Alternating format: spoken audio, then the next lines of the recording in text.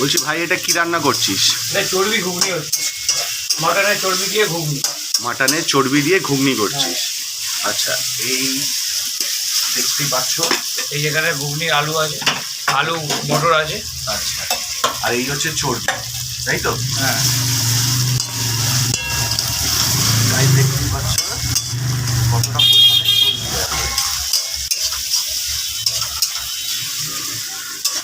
এতে তুই কি কি ব্যবহার করেছ?